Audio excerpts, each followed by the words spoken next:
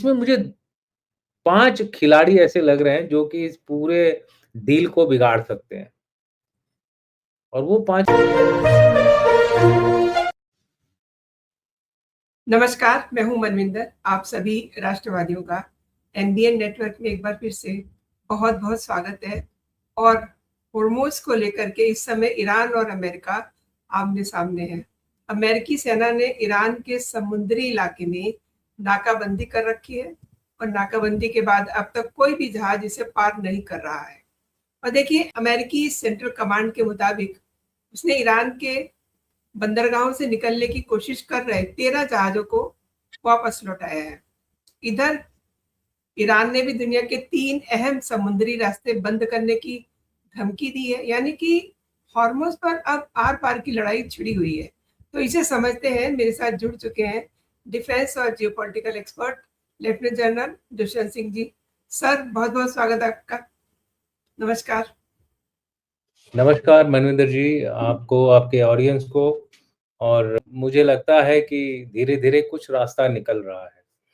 अब वो रास्ता इसलिए भी निकल रहा है कि इसके पीछे जो जो सबसे ज़्यादा जो पावरफुल इंडिकेशन मुझे मिल रहा है, वो जो भारत के प्रधानमंत्री और यूएस के जो राष्ट्रपति हैं, प्रेसिडेंट ट्रम्प, इन लोगों के बीच में जो बातचीत हुई है, उसका एक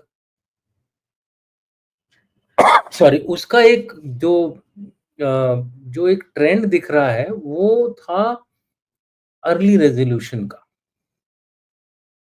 और ट्रम्प के भी कुछ इसी तरह के इशारे हैं। देखिए, बातचीत तभी करते हैं जब कुछ उम्मीद होती है कि हाँ, कोई रास्ता निकलने वाला है या फिर कुछ रास्ते निकलने के आसार नज़र आ रहे हैं।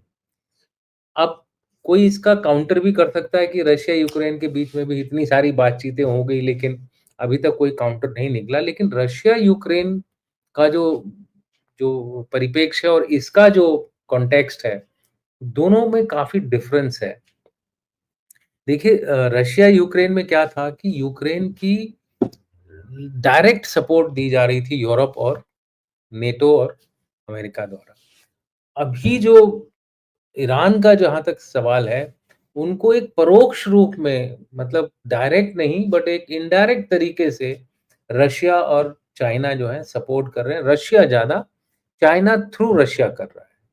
और ऐसा नहीं है कि आज से कर रहे हैं, इन्होंने बहुत पहले से 1990, और चाइना तो 1980 से ईरान की मदद कर रहा है। याद होगा आपको, ईरान इराक वॉर जब होता था उस टाइम पे सिल्क वर्म मिसाइल्स वगैरह भी चाइना ने इनको दी थी, जब चाइना खुद एक बड़ा पावर नहीं था, एक मिडिल मिडिल भी नहीं, एक लो लेवल पावर था। उस टाइम पर भी उन्होंने ईरान को मिसाइलों से मदद की थी, टेक्नोलॉजी जो भी थी उनके पास उससे मदद की थी। तो एक पुराना रिश्ता है इन दोनों देशों का ईरान के साथ।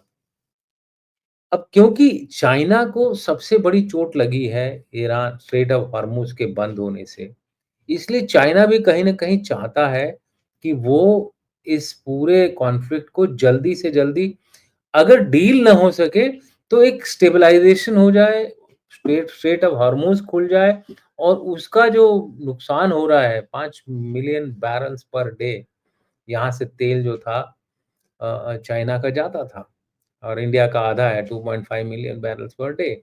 सो दोनों ही, इंडिया और चाइना दोनों को एक जल्दी है इस पूरे स्ट्रेट ऑफ हॉर्मुज को खोलने की। और खाली तेल ही नहीं, हम लोग खाली तेल-तेल बोल करके ये नहीं समझ रहे हैं कि इसमें और भी बहुत सारे पहलू हैं। अब जैसे कि फर्टिलाइज़र्स हैं। अब लोग बोलते हैं कि ईरान से तो हम खाली आई थिंक 1.3 या 13 मिलियन के करीब का फर्टिलाइज़र खरीदते हैं, लेकिन अ, गल्फ स्टेट से हम ज़्यादा खरीदते हैं। और क्योंकि वो स्ट्रेट ऑफ हॉर्मुज़ से ही आता था, इसलिए नुकसान तो हो रहा है, चाहे वो गल्फ से ना आ रहा हो या फिर ईरान से ना आ रहा हो। उसी तरह से अगर आप देखें तो जो ट्रेड होता था, रिवर्स ट्रेड होता था, वो भी इसी रूट से जाता था। तो दोनों को चोट लगी है, चाइना को भी लगी है, इंडिया को भी लगी है। तो कहीं न कहीं ये सारे देश जो हैं स्ट्रेट ऑफ हॉर्मुज़ को खोलने के ऊपर ज़्यादा वज़न डाल रहे हैं, बनिस्बत बाकी चीज़ों के। अब इसमें मुझे 5 खिलाड़ी ऐसे लग रहे हैं जो कि इस पूरे डील को बिगाड़ सकते हैं। और वो 5 खिलाड़ी हैं, सबसे पहले इज़राइल। इज़राइल इसीलिए टेबल पर नहीं है क्योंकि अमेरिका सोचता है कि एक बार डील हो जाएगी तो वो इज़राइल को थोड़ा टाइट करके उसको मनवा लेगा। क्योंकि इज़राइल अगर टेबल पे आया तो ईरान टेबल पे नहीं आएगा। क्योंकि इज़राइल को ईरान पे भरोसा नहीं है और ईरान को इज़राइल पे भरोसा नहीं है। अब ईरान भी एक टेरर स्टेट ही था एक तरह से देखा जाए, क्योंकि जो बाकी जो 3 एलिफेंट हैं, बाकी जो 3 खेल बिगाड़ू लोग हैं, वो है एक हिज़्बुल्लाह, दूसरा हौती और तीसरा है इराकी रेजिस्टेंस फोर्स। आज ही एक ब्रीफिंग हुई है गिdeon की, जो इज़राइल के क्या बोलते हैं, फॉरेन मिनिस्टर हैं, फॉरेन या डिफेंस मिनिस्टर, उनकी एक कॉन्फ्रेंस हुई है, ब्रीफिंग हुई है, उसमें उन्होंने बोला है कि कुछ इराकी फाइटर्स जो हैं वो ईरान में जा रहे हैं। मैं आपको एक बात समझा दूँ, इसमें 2 पॉसिबिलिटी हो सकती हैं। देखिए, इराक जो है शिया मेजॉरिटी स्टेट है। वहाँ पे खाली 37% सुन्नी है और बाकी 60% के करीब शिया हैं। और अभी आफ्टर सदात के बाद सद्दाम हुसैन के बाद वहाँ पर शिया गवर्नमेंट है। लेकिन ये जो शिया गवर्नमेंट है वो प्रो यूएस है, एक एक तरह से समझ लीजिए पपेट गवर्नमेंट है। तो वहाँ पर एक इराकी रेजिस्टेंस फोर्स है जो शिया, अधिकतर इसमें शिया हैं, कुछ एक सुन्नी फाइटर्स भी हैं, जो कि इस गवर्नमेंट के खिलाफ लड़ रहे हैं और जिनका की सपोर्ट ईरान कर रहा है।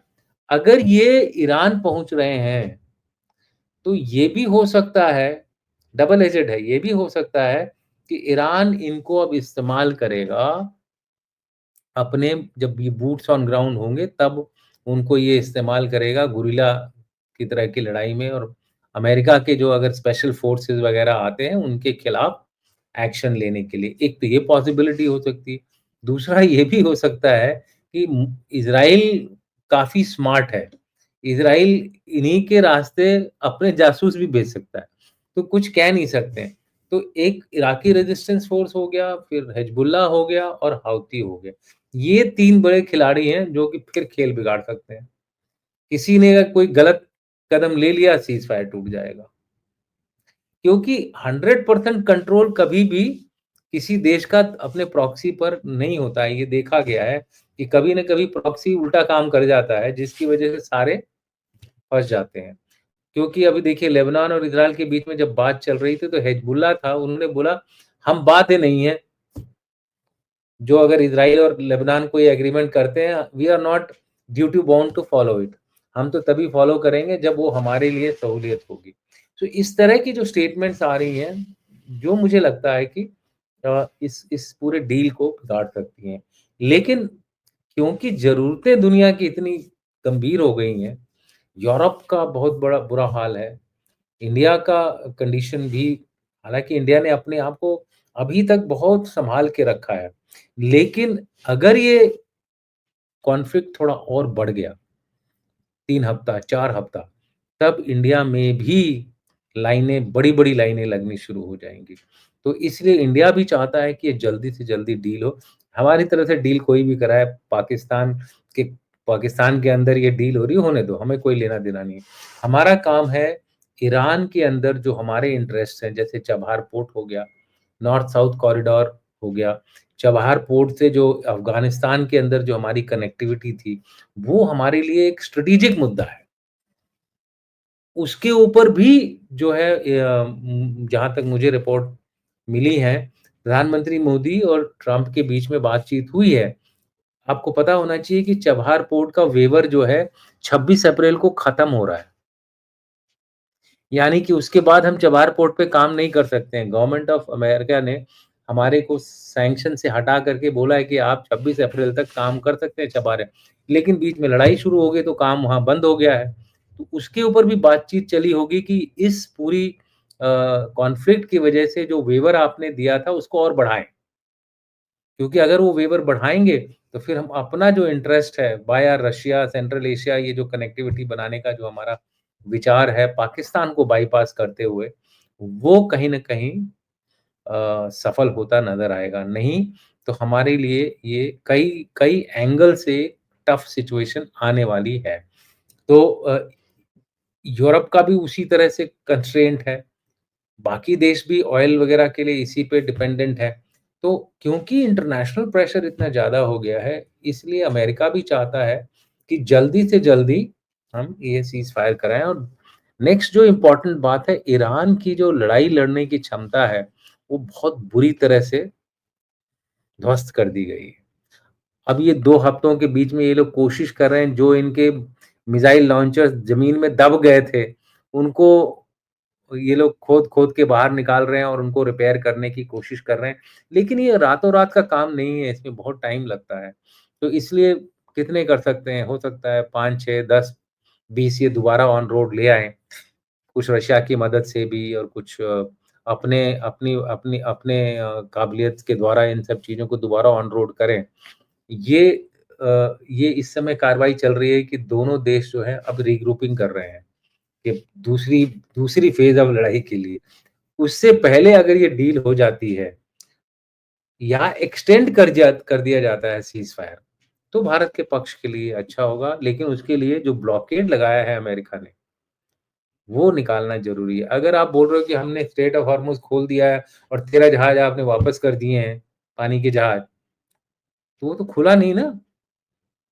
आप सिर्फ़ लोगों को वो कर रहे हैं, बरगला रहे हैं कि हमने स्ट्रेट ऑफ हॉर्मुज़ खोल दिया है। ईरान से आप तेल खरीद लीजिए। जब ईरान पहुँच ही नहीं पाएँगे तो तेल कहाँ से खरीदेंगे? सो ये एक डबल एजेड गेम चला रहे हैं ट्रम्प, जो उनकी पुरानी आदत है। सोच रहे हैं कि इंटरनेशनल प्रेशर होगा ईरान के ऊपर, तो ईरान झुकेगा, थोड़ा-सा आगे बढ़ेगा, थोड़ा अपनी डिमांड्स कम करेगा। कई सारी डिमांड हैं और उसमें सबसे जो इम्पोर्टेंट डिमांड है, जो कि खेल बिगाड़ सकती है दोबारा, वो है nuclear enriched uranium, highly enriched uranium, HEU, जो 60% 400 किलो के करीब, प्लस 400 किलो से कुछ थोड़ा ज़्यादा है, जो ईरान के पास है, उसको वो अमेरिका चाहता पूरी तरह से निकाल दे वहाँ से, या फिर उसको इतना डाइल्यूट कर दे, उसकी परसेंटेज इतनी कम कर दे कि फिर वो हथियार के लिए इस्तेमाल ना हो। आइडियली तो वो चाहेगा कि बाहर हो जाए, क्योंकि इज़राइल की वो कंडीशन है। आज जो गिdeon ने जो स्टेटमेंट दी है, उन्होंने बोला है कि वो आईआरजीसी के सारे एलिमेंट्स को वो ध्वस्त करके गिराना चाहते हैं 31 के 31 प्रोविंस में। उसमें तो टाइम लगेगा। सो ये कई सारी चीज़ें हैं, लेकिन फिर भी बिकॉज़ मैंने बोला कि जो बाकी जो फैक्टर्स चल रहे हैं, उससे मुझे ये उम्मीद लग रही है, या तो सीज़ फायर एक्सटेंड हो जाएगा या फिर हो सकता है कुछ इंटरिम डील आ जाए। Not not a complete deal, but एक इंटरिम डील शायद निकल के बाहर आए। क्योंकि इसमें चाइना भी कोशिश कर रहा है, क्योंकि चाइना थोड़ा नाराज़ इसलिए हुआ है कि ईरान ने जो है गल्फ स्टेट्स को मार दिया, जिसकी वजह से, क्योंकि चाइना का गल्फ स्टेट्स के साथ अच्छा रिलेशन था। तो वो नहीं समझ रहा था कि ईरान गल्फ स्टेट्स के ऊपर हमला करेगा। उस हमले की वजह से चाइना भी चुप है। तो ये सारे जो कॉन्ट्रडिक्टरी फैक्टर्स हैं, उनकी वजह से मुझे लगता है ईरान के ऊपर अब प्रेशर आ रहा है कि वो शायद कुछ एक टेम्परेरी डील तो शायद आ ही जाएगी। एंड सर, आपने जो 5 खिलाड़ियों का ज़िक्र किया है, आपको हुँ। याद होगा सर, इस युद्ध की वजह वजह तो कुछ और थी। ईरान को अमेरिका और इज़राइल ने जो ठोका, वो वजह तो अब कहीं दिखाई नहीं दे रही है। अब झगड़ा जो है, वो हॉर्मुज़ पे आकर के खड़ा हो गया है। आपने लास्ट शो में भी ये कहा कि सबसे बड़ा हीरो जो है वो हॉर्मुज़ है। ये तो अब सही बिल्कुल, साबित हो रहा है। मैं पहले भी बोलता था, अभी भी बोलता हूँ और बोलता रहूँगा कि ज्योग्राफ़ी जो है आजकल जो है, हीरो बन के उभर रही है। पाकिस्तान जी, में काबिलियत नहीं है, काबिलियत पाकिस्तान की जो ज्योग्राफ़ी है, उसकी वजह से उसको ये फ़ायदा मिल रहा है। हमारे आस-पास जितने अब चोक पॉइंट्स हैं समुद्री रास्ते के, अब वो अपने आप में एक नए हीरो बन के आ रहे हैं, चाहे वो मलाक्का स्ट्रेट हो, चाहे वो सुंडा हो, चाहे वो लंबोक हो, चाहे वो मेडिटेरेनियन कनाल हो, सुएज़ कनाल हो, चाहे वो पनामा कनाल हो, ये जितने भी अब ये जो चोक पॉइंट्स हैं, अब ये अब दुनिया के लड़ाई के नक्शे में अब बहुत बड़े टारगेट्स हो गए हैं। इनके ऊपर सबसे पहले जो देश कब्ज़ा कर लेगा, वो जीत हासिल करेगा, ऐसा मेरा मानना है। फ्यूचर में सारे देश जो हैं इनके ऊपर अपनी बड़ी कड़ी नज़र रखेंगे, इंटेलिजेंस रखेंगे, कैसे इनको अपने काबू में करना है। कुछ देश तो वहीं पर हैं जो उसके ऊपर बसे हुए हैं, लेकिन बड़े पावर्स जो हैं वो कोशिश करेंगे कि इनके ऊपर उनका अ, वर्चस्व रहे। सो इसलिए लड़ाई भी बदल रही है और लड़ाई के बदलने का कारण ज्योग्राफी है। और ज्योग्राफी ही मुझे लगता है वेपनाइज़ हो गई है। पहले इकोनॉमी को वेपनाइज़ किया, अब ज्योग्राफी वेपनाइज़ हो गई है। इसी तरह करते-करते हर चीज़ को वेपनाइज़ किया जा रहा है। हर चीज़ को एक हथियार बना करके हर हर युद्ध में डाला जा रहा है।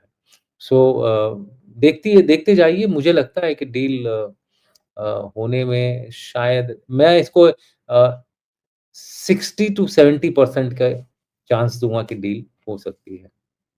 Interim deal.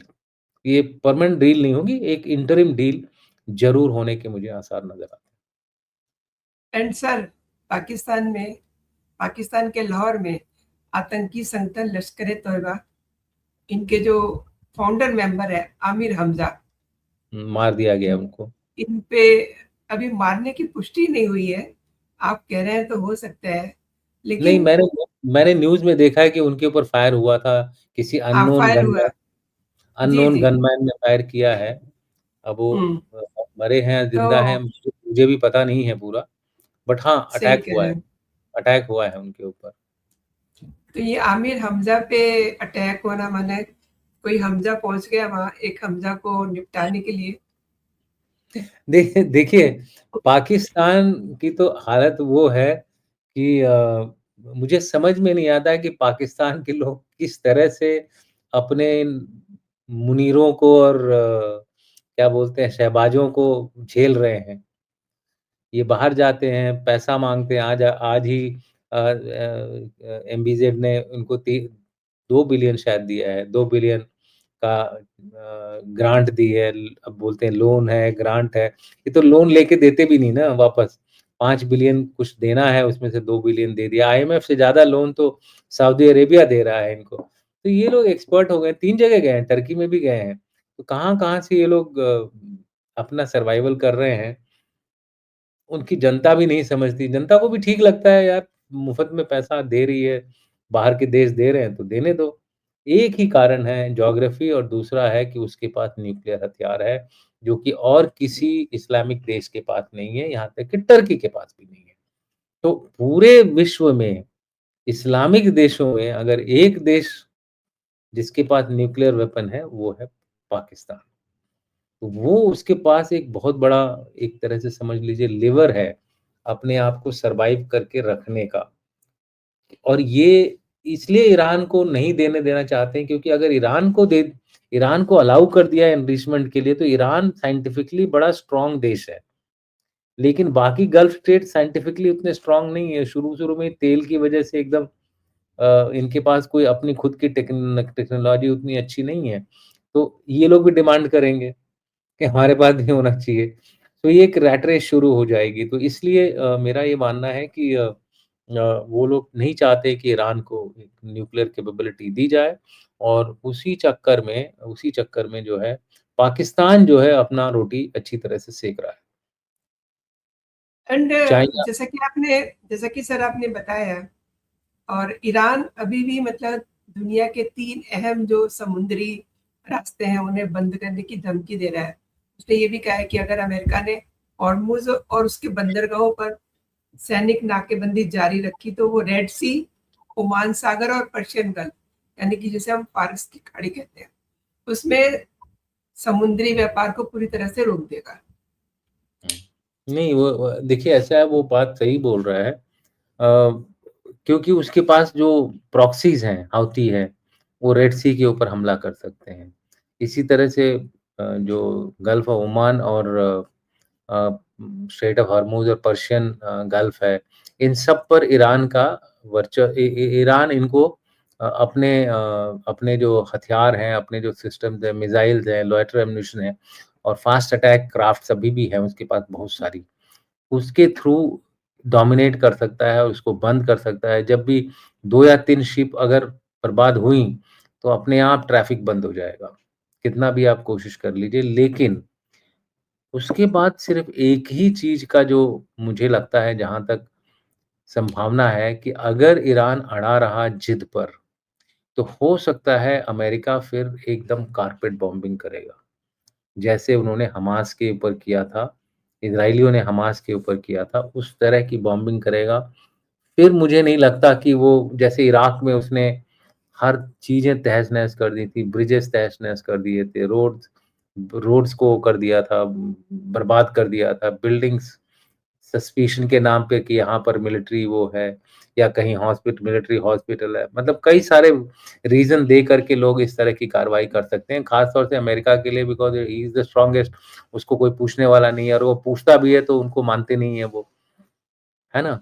इंटरनेशनल रूल्स और रेगुलेशन इनके लिए लागू नहीं होते हैं।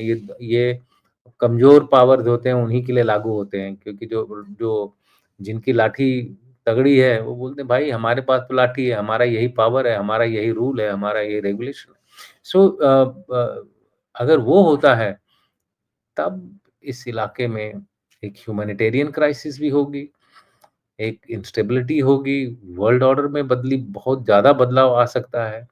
ईरान का काफ़ी हिस्सा जो है, वो बिखर सकता है, कई सारी चीज़ें हो सकती हैं। तो ऐसा ना हो, मेरा ये मानना है, क्योंकि एक स्टेबल ईरान रहने से हमें भी फ़ायदा है, क्योंकि हमारी जो कनेक्टिविटी सेंट्रल एशिया से इस समय बिल्कुल नहीं है। अगर ईरान चला गया तो हमारी सेंट्रल एशिया से कनेक्टिविटी खत्म ही समझ लीजिए। और रशिया का जो कॉरिडोर है, वो हमारे लिए एक नॉर्थ साउथ कॉरिडोर जो है, ट्रेड कॉरिडोर, वो हमारे लिए एक सपना रह जाएगा। और हमारी ट्रेड पे असर पड़ेगा, हमारी ग्रोथ पे असर पड़ेगा, हमारे इंटरेस्ट्स जो है वहाँ पे, अभी हमने करीबन 127 मिलियन हमने चबहार पोर्ट पे लगा रखा है, पैसा डाल दिया है, और बहुत सारा पैसा डेट में डाला है, यानी कि उधार में डाला हुआ है। वो सारा नुकसान हमारे को ही तो भरपाई करनी पड़ेगी। तो कई सारी चीज़ें हैं भारत के लिए जो कि एक काफ़ी सेंसिटिव हैं इस इलाके में, इसलिए डील होना बहुत ज़रूरी है, और मैं मानता हूँ कि डील होगी, क्योंकि खाली भारत ही नहीं, बाकी लोग भी इससे काफ़ी और कुछ मुझे लगता है भारत भी प्रेशर डाल रहा है ईरान पर, एक डील को करने के लिए, क्योंकि नुकसान ही नुकसान है इसमें, ये बता दूँ मैं आपको। सही अब कह रहे हैं, इससे क्योंकि सब चीज़ें सही हैं। सब हुँ, तरफ देखें, सब कुछ ठीक लगता है कि ठीक हो जाएगा। लेकिन ट्रम्प पे कोई भरोसा करने को तैयार नहीं है ना। इंटरनेशनली अगर देखा जाए, तो जिस नहीं, तरीके के उनके बयान आते हैं, कौन भरोसा करेगा? जी सर। नहीं, देखिए देखिए, ट्रम्प का जो एक इमेज है, ट्रम्प ने जो अपनी एक इमेज बनाई है, ऐसा नहीं है कि वो अमेरिका की इमेज से अलग है। अमेरिका पहले भी ऐसा ही था। बस उसमें जो ट्रम्प आ गए हैं, वो थोड़ा-सा मुँह बोले हो गए हैं।